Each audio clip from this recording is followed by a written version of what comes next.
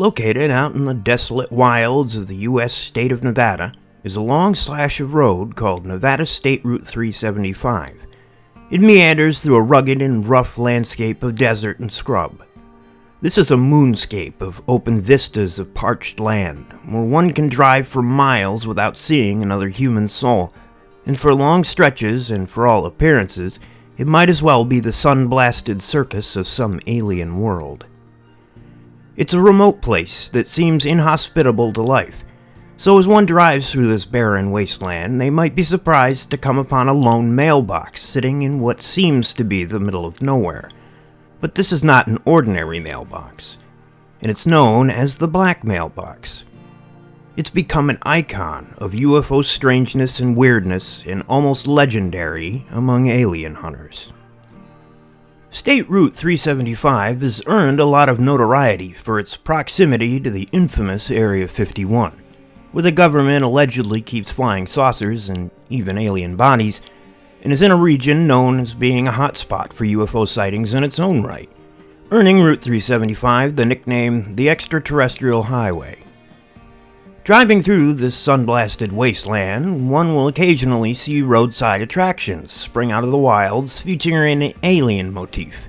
But among all these is the Black Mailbox, which has its beginnings back in the 1970s, when a cowboy named Steve Medlin and his wife Glenda moved into a sprawling ranch in the Tickaboo Valley. At the time, there was nothing there, just parched earth and no one for miles and miles around. But through hard work, they managed to build a rather large ranching operation. At the time, the couple had no knowledge of anything about the supposed top-secret Area 51, lying just a stone's throw away over the mountain. And for years, they would lead a peaceful life, setting up their Black Mailbox along the road around 6 miles from their property. In those days, it was just a normal mailbox. Route 375 was just a normal stretch of highway. But their lives would take a turn for the weird. In the mid-1980s, things got a little strange when the U.S. Air Force suddenly moved into Medlin's ranching area and seized 89,000 acres of public land that he had been using to graze his cattle. There was no explanation given, and he was at first told he would no longer be able to keep his cattle there. Medlin eventually managed to work out a deal in which his cattle were allowed into the area, but only on the strict condition that he keep the Air Force informed of his cattle movements through a special radio provided by them.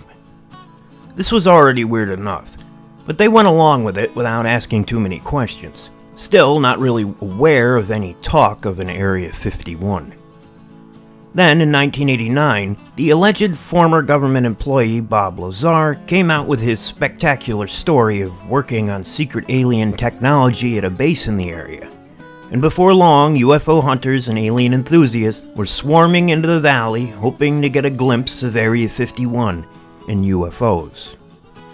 In addition to all this unwanted attention, somehow people got it into their heads that the Black Mailbox Medlin's had out on the highway was in fact the mailbox used by Area 51, even claiming that it had appeared in videos Bob Lazar had taken of UFOs in the area. The mailbox became a mecca for UFO hunters and curiosity seekers, who would open the box and either rifle through the mail or leave their own within it, either addressed to the government or even to aliens themselves. Many times mail was found to have been stolen by conspiracy theorists who were convinced that there were coded messages with top-secret information contained within them. There were even rumors that the Medlins had a top-secret contract with the U.S. government to supply cows for cattle mutilations. On some occasions, there were even bullet holes found in the mailbox, and it all got to the point that Medlin had to put a heavy padlock on it to prevent theft and upgrade to a faded white welded mailbox made of quarter-inch thick bulletproof metal. The exasperated Medlin would even install another smaller mailbox marked Aliens after getting tired of people leaving a mail addressed to extraterrestrials. On top of the rampant rumors that this was Area 51's mailbox, the vicinity around it quickly accrued a reputation for being a hotspot for UFO sightings, bringing in droves of people who would camp out in the area hoping to see something otherworldly. The mailbox gained a sort of cult-like status among UFO hunters, becoming a mecca for those wishing to see aliens. Some visitors trained cameras at the ridge over which Area 51 was located in the hopes of seeing alien craft that had been supposedly reverse-engineered by the government. Others hoped to see UFOs piloted by aliens themselves, and still others were hoping that the aliens would whisk them away. Although it wasn't technically their property, the Medlins viewed all of this with disdain.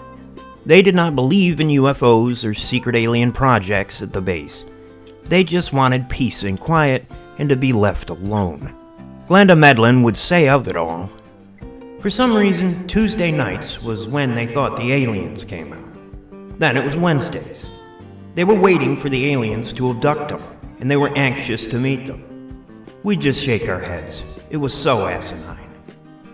Over the years, the mailbox has been stolen several times and has changed appearances, sometimes black, sometimes white, and at one point blue, and in 2019, black once again.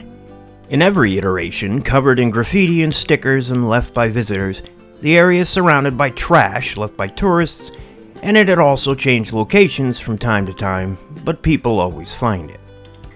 To this day, it's a popular tourist attraction, with people making the hours-long drive all the way out in the middle of nowhere into this realm in dust and tumbleweeds just to take their photograph with this lonely mailbox. Jorg Arnu of the website Dreamland Resort had said of the mailbox, "At one point when I visited the mailbox, I saw that Mulder from the X-Files had signed it. So, it became part of Area 51 folklore, and people would still gather there. It was almost like a shrine. It was almost like you had to visit the Black Mailbox, or your mission is not yet complete." The Medlins eventually got tired of all of this, and in late 2020 put their ranch on the market for an asking price of $4.5 million, which includes 2 homes, 70 irrigation spots for cattle, a government weather station, 750 head of cattle, and 80 total acres.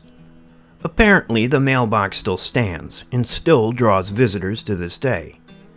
It's a curious case of an urban legend getting a bit out of control, and it's especially intriguing since the mailbox has managed to continue to draw attention to it, and it certainly shows the draw that the region has within the mysterious world of UFOs.